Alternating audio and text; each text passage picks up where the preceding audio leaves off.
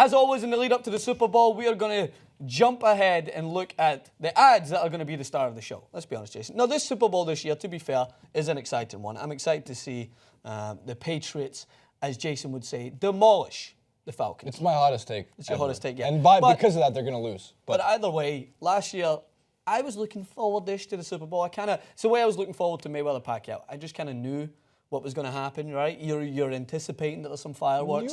Cam Newton's got the ability. You're a big fan of Cam. Yeah, I'm a big fan of Cam, but I knew that the Broncos defense last year was just going to be one spectacle to behold. A lot of people did as well. But this year is going to be an exciting game. But as always, the media loves, Jason, is there anything that the media loves more than to draw out the Super Bowl? No, this is the worst. We're in the middle of it. We're in the middle of the absolute worst 2-week period in sports media. It's the absolute worst. We are deplorable humans for even talking about the Super Bowl. But it's what we get. It takes all of the fun away when you're like every single day. I mean, we don't do it. We're not doing it bad. We're keeping ourselves in check here. Yeah, we're just focusing on the important things, right? Like Super Bowl ads. Well, people, look, man, we do internet content, and guess what does well on the internet? Talking about funny ads on the internet and showing them. But in terms of like the traditional sports media show, you get, let's see how the offensive lines match up against each other. Like, for 7 hours. Let's see how the offensive lines match up to each other if it was snowing. Right. Let's see how the offensive line matches up against each other. And then you get the listicle things. You know, I like the listicle stuff. Top 10 Super Bowl games. No, I like that. I can watch Super Bowl those. catches. I like those because, you know, there's some great moments. But now I feel like we gotta, we're at Super Bowl 51. You know what's amazing about that? Like, it means, like, our parents remember every Super Bowl. Ever. Interesting. Weird. Very true. Weird. All right, so the first one we're going to throw to here is courtesy of John Malkovich. Because John Malkovich is John Malkovich. Jason, favorite John Malkovich movie? It's actually a scene in Burn After Reading, but Being John Malkovich is an unbelievably good movie. It's good. I'm gonna throw out one that you're very similar to my Dave Streak? Chappelle from Blue Streak. I liked him in Cornell. Oh, yeah, you know, but at least I recognize that as, like, I didn't know Dave Chappelle. I never was in Blue Streak. Didn't know Dave Chappelle was in Blue Streak. This is I think it's via Squarespace, which we're friends with the Squarespace. Yeah, we're friends with them. They don't mind us running our video. There'll be no lawsuit here. Hit us. At johnmalkovich.com is taken.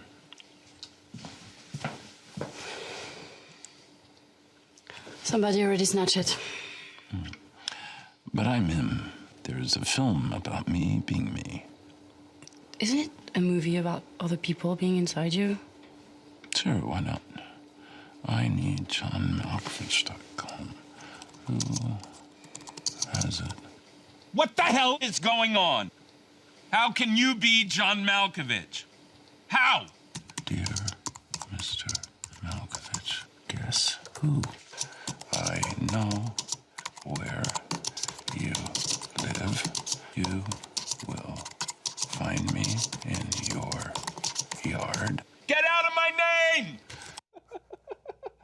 So, what's great about that is that's how I feel like you're trying to get your Twitter handle back.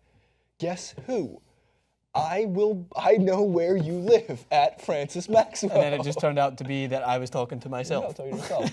It's a spoof off of the movie Being John Malkovich. It's one of the weirder movies ever, but Charlie Kaufman wrote it, and he's written some of my favorite movies. Eternal Sunshine of the Spotless Mind is another one of them, where you can actually pay money to go inside the head of John Malkovich for 15 minutes and get dumped down the side of the Jersey Turnpike.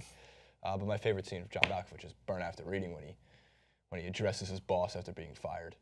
I have a drinking problem. You're a Mormon. Everybody next to you has a drinking problem. So this is going to play out like the way it does. It's like it's a teaser. It's part of it, and then it's going to run through another 60-second slot, I believe, and then there's going to be another one that's going to run before the game. $5 million. A 60-second spot will air during the Super Bowl pregame show. The story continues in a 30-second spot that will air during the game. And taking it together, it turns out to be a little mini short video that you can kind of follow along with, which I like, by the way. I like that they're actually including these sort of storylines along with ads, right? Because ads are always going to be there to be a quick hit, the funny ones. There are some beauties that I've loved in the past. But there's one thing that I'm doing is a tangent, by the way, and you're going to be like, where did this come from? But I watched The Walking Dead, and do you know what they did? They actually used ads as a means to tease a storyline for Fear the Walking Dead whilst the Fear the Walking Dead was going on, sponsored by Taco Bell. So they had a Taco Bell advert that actually was part of the storyline. But and then they met in the show. That's cringeworthy, though. That, to me, is like where advertising goes too far. if you've seen Man of Steel, it was embarrassing how that they actually had a fight scene with, what is it, like a Costco in the background or like a Home Depot? I don't want to get the wrong brand, but the entire time they're fighting, and that just says that they didn't have the money to do it. The idea maybe wasn't good enough to get enough investors or enough funding for the movie. And that crushes me. And Fear the Walking Dead sucks. No doubt, it does. So that means Fear the Walking Dead didn't have enough money to be a good show, so they needed to sell out to Taco Bell. You can't make ad It would be cringe. better, though, if Carl was Carl's Jr.? Yes, it was just like, I want a big Carl. I've told you, Carl. You can't go to Carl's Jr., Carl. That'd be sick. By yourself, outside, even though you've shot your mom in the show. No doubt. Spoilers. Heinz wants to, by the way, they're giving most of their employees off on Monday. Oh, they are? Yeah. Interesting. But you know why? Why? They're not doing a Super Bowl commercial. Instead, I think this is really smart. They put this, part of this on YouTube, which is getting hundreds of thousands of views, so enough eyeballs are on it, and because of it, they're making a petition to make Monday a national holiday. Interesting. And they get to walk around in giant ketchup bottles, and I want to do that too. Man, that's probably like the worst day of my life. Hello, America. We here at Heinz believe in never settling. Never settling with food. Hey, Randy, take a bite of that naked dog, will you? He won't do it. Demand better. Always. But we also believe in never settling in life. Hand off. And for the past 50 years, the greatest day on earth has been followed immediately by the worst day on earth. You know what I'm talking about. That Sunday, glorious Sunday, the greatest football day of the year. We eat, we drink, and we be merry. Not to mention that annually productivity drops and the country loses on average $1 billion. Over 16 million people call in sick or do not show up. But for those who do go in,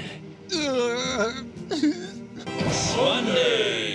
You could be responsible for the creation of a new national holiday. Click the button, sign the petition, and then send it to your friends and your family. Have them sign it. Do it for the next generation. It's fucking genius. Smart, man. It's smart. So genius. Besides- Dan, you in for Schmonday?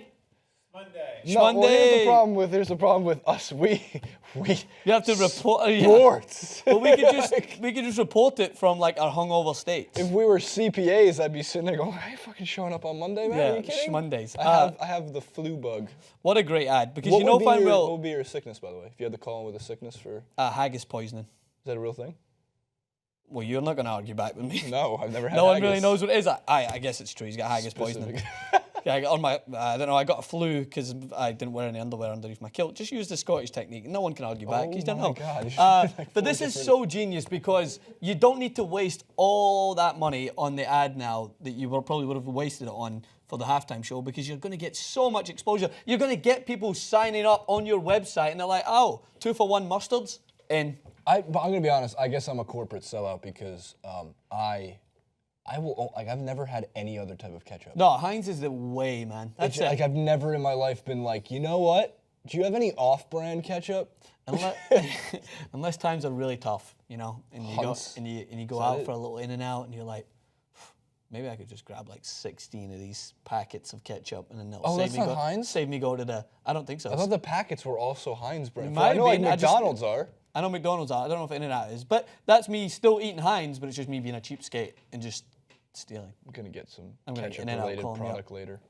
That's Yeah. for sure. We have two others. Skittles and TurboTax both released their ads way ahead of time for YouTube purposes. I like how we even titled too. They got leaked. I think they're purposefully leaked. I No, can't of imagine course. we got Skittles Leaked ad. at the same way Kim Kardashian's sex tape was leaked. Wasn't leaked. Do it for the love like Ray J. All right, so Skittles first and TurboTax, they're both pretty short, and we'll leave you on those. Katie. Katie. Katie. Katie. Katie. Katie. Katie. Katie. Katie. Katie. Katie. Katie. Romance the rainbow. Taste the rainbow. Hopsy! Hopsy! Oh, not again. Are you all right? I suppose we better put them back together. Everything hurts. I'm getting most of you. Where am I? What happened here? He fell off the wall. He was doing his taxes. Doing his taxes? Is this the fool that was on the wall? Yeah! Reports just in say he was, in fact, doing his taxes. Doing his taxes? On a wall? It all seems very peculiar. The main question being asked, why was he doing his taxes on a wall? Why? Because you can.